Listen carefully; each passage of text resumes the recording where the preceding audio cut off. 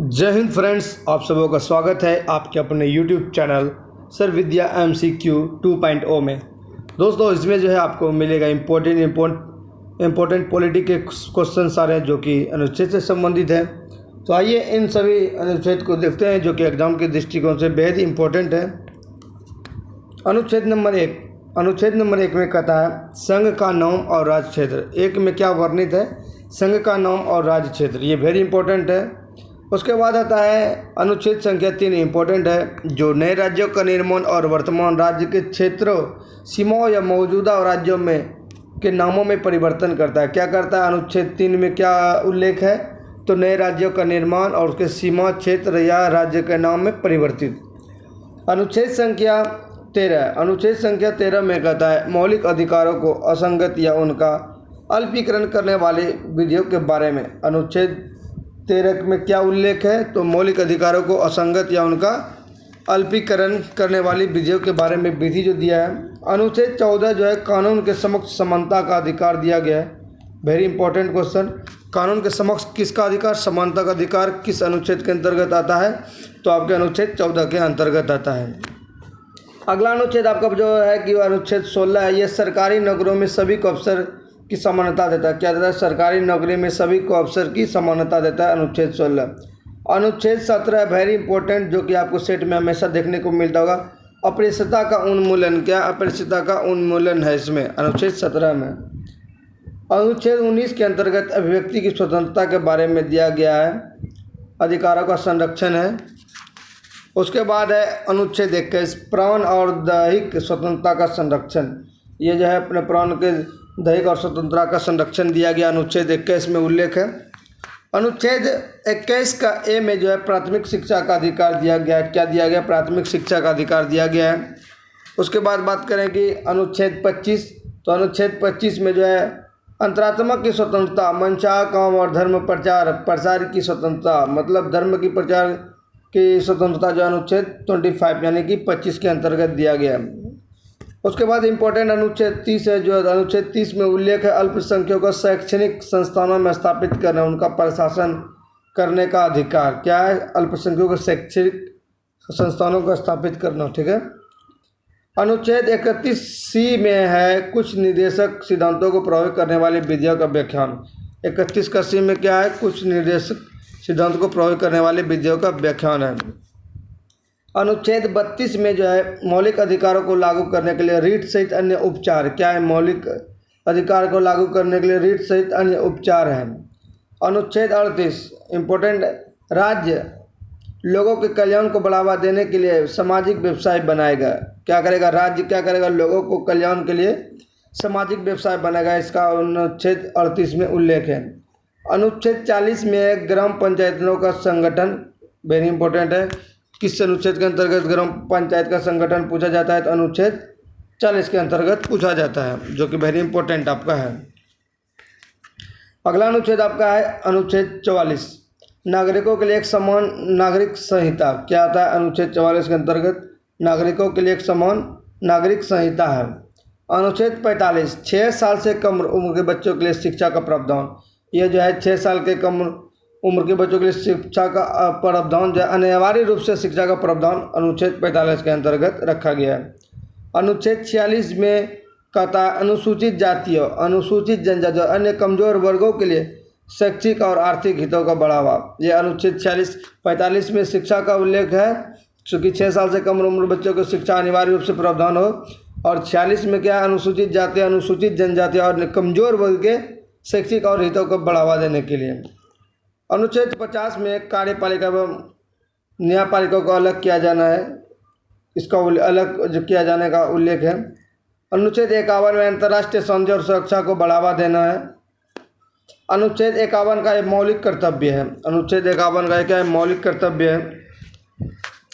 अनुच्छेद 72 इम्पोर्टेंट है, जो राष्ट्रपति की शक्ति जैसे क्षमा दान, सजा, निलंबन, कुछ मामलों में सजा कम करना आदि का प्रावधान संसद की एकमात्र कार्यवाही व्यय का ब्यौरा है। अनुच्छेद 52 के अंतर्गत क्या है? तो राष्ट्रपति की शक्तियां हैं। अगर पूछा जाए कि राष्ट्रपति की शक्ति का उल्लेख किस अनुच्छेद के अंतर्गत है, तो आपका 72 यानी कि 72 अनुच्छेद के अंतर्गत है। उसके बाद 74वां अनुच्छेद जो है इम्पोर्टेंट है, राष्ट्रपति को सहायता और सलाह देने के लिए मंत्रिपरिषद क्या होना चाहिए, मंत्रिपरिषद। फिर अनुच्छेद 76 में भारत के महान न्यायवादी का उल्लेख है। फिर 78 में आपका दिया गया है राष्ट्रपति को जानकारी देने के लिए प्रधानमंत्री के कर्तव्य, क्या है, प्रधानमंत्री को कर्तव्य। अनुच्छेद 110 धन विधेयक को परिभाषित करता है। तो आपको एग्जाम सेट में क्वेश्चन मिलेगा कि धन विधेयक किस अनुच्छेद के अंतर्गत आता है, तो अनुच्छेद 110। इसको फॉर्मूला से 110 टका में हम लोग मार्केट कर लेते हैं, इस तरह से याद रखे थे।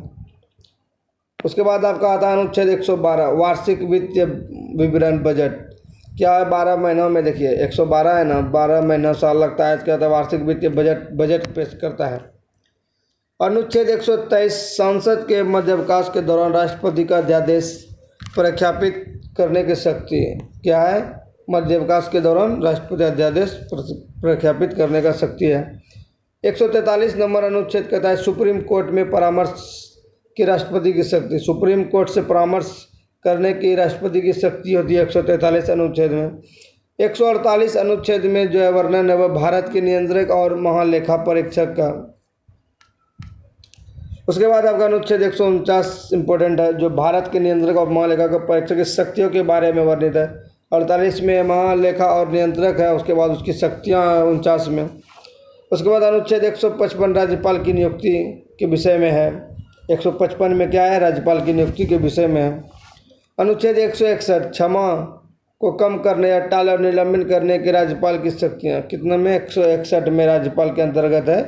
क्षमा को कम करने या टाल और निलंबन करने की शक्तियाँ राज्यपाल के हाथों में।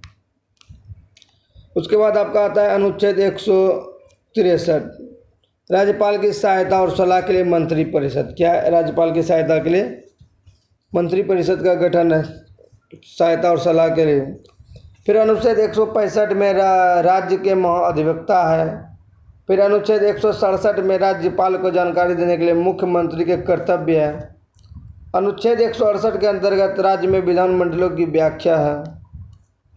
इस तरह से अनुच्छेद 169 राज्यों में विधान परिषद की रचना या उन्मूलन से संबंधित है। अनुच्छेद 170 जो है राज्यों में विधान सभाओं का संरचना है। अनुच्छेद 171 के अंतर्गत राज्य में विधान परिषद का संचरण है। अनुच्छेद 172 के अंतर्गत राज्य विधानमंडलों की अवधि है। अगला आपका है अनुच्छेद 173 अनुच्छेद के अंतर्गत राज्य विधान की सदस्यता के लिए योग्यता है। अनुच्छेद 174 में राज्य विधायिका का सत्र 17वां और राज्य विधायिका का विघटन है। अनुच्छेद 178 के अंतर्गत विधानसभा में स्पीकर और डिप्टी स्पीकर है। उसके बाद अनुच्छेद 194 महाधिवक्ता की शक्तियाँ और विशेषाधिकार और प्रतिरोधक क्षमता, इम्यूनिटी है। अनुच्छेद 200 राज्यपाल द्वारा बिल को स्वीकृति है, इम्पोर्टेंट है। 200 के अंतर राज्यपाल द्वारा बिल की स्वीकृति के अंतर्गत है। 202 में राज्य विधान मंडल का वार्षिक वित्तीय विवरण, राज्य बजट है। 210 में राज्य का विधानमंडल में इस्तेमाल की जाने वाली भाषा है, क्या है, भाषा है। 212 में जो है आपका दोस्तों न्यायालयों के राज्य विधानमंडल की कार्रवाई के बारे में पूछताछ करने का अधिकार नहीं है, ये है। अनुच्छेद 213 राज्य विधानमंडल के अवकाश में राज्यपाल द्वारा अध्यादेश प्रख्यापित करने की शक्तियाँ, फिर शक्तियाँ। फिर अनुच्छेद 214 राज्यों के लिए उच्च न्याय, ये 51 इसमें मिसिंग हो गया है कुछ, तो 214 अनुच्छेद में राज्य के लिए उच्च न्यायालय की व्यवस्था, क्या है, उच्च न्यायालय की व्यवस्था कितने अनुच्छेद के अंतर्गत है, तो 214 राज्य के लिए उच्च न्यायालय की व्यवस्था। अनुच्छेद 217 में जो है उच्च न्यायालय के न्यायाधीश की नियुक्ति की शर्त है। उसके बाद अनुच्छेद 226 उच्च न्यायालय को रीट जारी करने का शक्ति है। अनुच्छेद 239 का दिल्ली के संबंध में विशेष उपबंध दिया गया है। अनुच्छेद 243 का बी में पंचायत का गठन है। फिर अनुच्छेद 243 का सी में क्या है दोस्तों, पंचायतों की संरचना है। फिर आपका आता है अनुच्छेद 243 का जी, पंचायतों की जिम्मेदारियां, शक्तियां और उसका अधिकार। इस तरह से अनुच्छेद 243 का के में पंचायतों का चुनाव के बारे में वर्णन है। अनुच्छेद 249 राज्य सूची के विषय में संबंध राष्ट्रीय कानून बनाने की शक्तियाँ सांसद का है। फिर अनुच्छेद 262 अंतर राज्य नदियाँ घाटी के बारे में पानी से संबंधित विवादों का अधीन निर्णय है।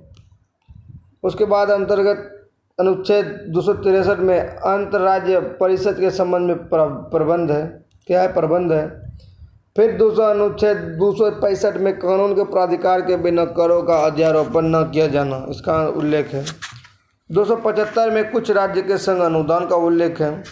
280 में वित्त आयोग की स्थापना, वेरी इंपॉर्टेंट। वित्त आयोग की स्थापना किस अनुच्छेद के अंतर्गत है? उल्लेख में है, तो 280 के अंतर्गत वित्त आयोग की स्थापना है। अनुच्छेद 300 में वाद और कार्यवाहियाँ हैं। अनुच्छेद 300A में विधि के प्राधिकार बिना व्यक्ति को संपत्ति से वंचित न किया जाना, संपत्ति का अधिकार जो है, ये जो पहले मौलिक अधिकार में था 300A में कर दिया गया है संपत्ति का अधिकार। अनुच्छेद 311 संघ या किसी राज्य के अधीन सिविल क्षमताओं के कार्यरत व्यक्तियों में रैंक में कमी बर्खास्ती का। अनुच्छेद 312 में अखिल भारतीय सेवाएं का वर्णन है। क्या? अखिल भारतीय सेवाएं का वर्णन। उसके बाद आपका आता है अनुच्छेद 315 संघ और राज्य के लिए लोक सेवा आयोग की स्थापना। क्या है? संघ और राज्य के लिए लोक सेवा आयोग की स्थापना का वर्णन है। अनुच्छेद 320 लोक सेवा आयोग के कार्य। क्या है? लोक सेवा आयोग के कार्य है। अनुच्छेद 323 का ए में प्रशासनिक न्यायाधिकरण है। अगला अनुच्छेद आपका 324 नंबर आता है, जो निर्वाचन के अधीनस्थ निर्देश और नियंत्रण का निर्वाचन आयोग में निहित किया जाना है। अनुच्छेद संख्या 330 लोकसभा में अनुसूचित जाति और अनुसूचित जनजातियों के लिए सीटों का आरक्षण, वेरी इंपॉर्टेंट। तो अनुसूचित जनजाति और अनुसूचित जनजातियों के लिए लोकसभा में जो आरक्षण है किस अनुच्छेद के अंतर्गत है? तो आपका जो 330 के अंतर्गत है। अनुच्छेद 335 में जो है सेवाओं और पदों के लिए अनुसूचित जाति और अनुसूचित जनजातियों का दाव। फिर 352 में आपात की घोषणा है। राष्ट्रीय आपात जो होता है, आपातकाल जो लगता है 352 के अंतर्गत, वेरी इंपॉर्टेंट। ये 352 अनुच्छेद है। तो राष्ट्रीय आपात किस अनुच्छेद के अंतर्गत लगता है? तो 352 के अंतर्गत लगता है। 356 राज्य में संवैधानिक कमिश्नरी में विफलता के मामले में प्रावधान, राष्ट्रपति शासन जो लगता है 356 के अंतर्गत। 52 के अंतर्गत राष्ट्रीय आपात लगता है, जबकि 56 के अंतर्गत 356 के अंतर्गत राष्ट्रपति शासन लगता है। अनुच्छेद 360 जो वित्तीय आपातकाल के बारे में उपबंध है, वित्तीय आपातकाल जो लगता है। और आपके लिए 3 अनुच्छेद बचा है। 365 संघ द्वारा दिए निर्देश का पालन करने, उनके प्रभाव कम करने और सफलता का राष्ट्रपति शासन का वर्णन है। 368 संविधान में संशोधन करने की संसद की शक्ति और इसकी प्रक्रिया है। तो ये क्वेश्चन भी आ चुका है एग्जाम में, बहुत इंपॉर्टेंट है। 368 अनुच्छेद जो है मतलब संविधान का संशोधन करने की प्रक्रिया के बारे में दिया गया है, जो संसद की शक्ति और इसकी प्रक्रिया पर निर्भर करता है। 370 हट चुका है, जो जम्मू कश्मीर पर लागू था, ये हट चुका है, ये हट चुका है। बस आज के लिए इतना ही, जो कि वेरी इंपॉर्टेंट क्वेश्चन से संबंधित है। ये फैक्ट से सारे जो पॉलिटी से संबंधित है, जो अनुच्छेद के अंतर्गत है। पिछले वीडियो को हमने, जिसमें कि हमने भाग के बारे में बताया था कि संविधान में कितने भाग हैं, इस वीडियो में हम उसके इम्पोर्टेंट अनुच्छेद को देखें। अनुच्छेद तो 395 है, लेकिन इसमें मैंने लगभग 80-90 अनुच्छेद लिए हैं जो वेरी इंपॉर्टेंट है। वीडियो अच्छा लगा तो चैनल को सब्सक्राइब कीजिए, साथ में बेल आइकन की घंटी को भी प्रेस कीजिए। जय हिंद, वंदे मातरम।